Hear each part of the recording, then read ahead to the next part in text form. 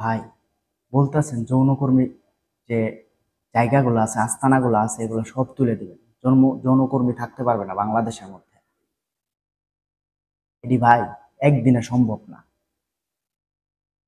এটা একদিনে সম্ভব না। আস্তে আস্তে করেন।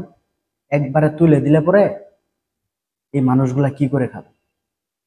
আর অনেক মানুষ আছে অ্যাডিক্টেড।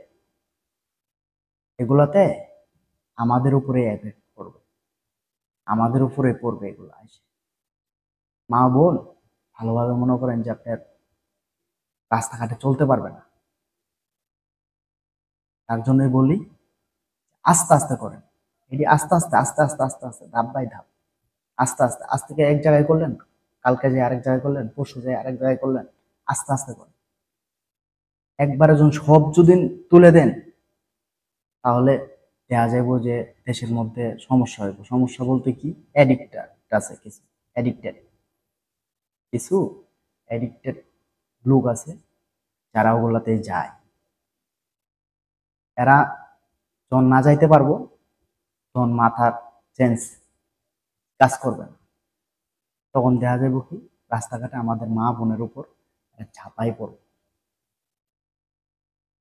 সো এগুলা এরকম করেন না। চেষ্টারে এরকম করেন না, 12টা বাজায়েন না, 12টা বাজায়েন না। আস্তে আস্তে করেন। কে দেশ থেকে কি আস্তে আস্তে আস্তে কি এগুলো করা যাবে না? অবশ্যই করা যাবে। আস্তে আস্তে করেন। সবকিছুই আস্তে আস্তে। তাড়াহুড়া করবেন, কোনো কিচ্ছু করতে পারবেন না। দৌড়ের উপরে থাকতে হইব।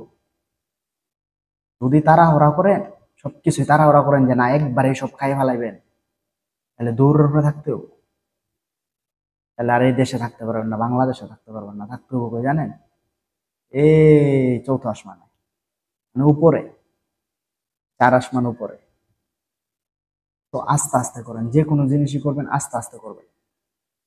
তাড়াহুড়া করে এরকম ভাবে ডিসিশন নিয়ে এরকম ভাবে সবকিছু করা, এটি ঠিক না।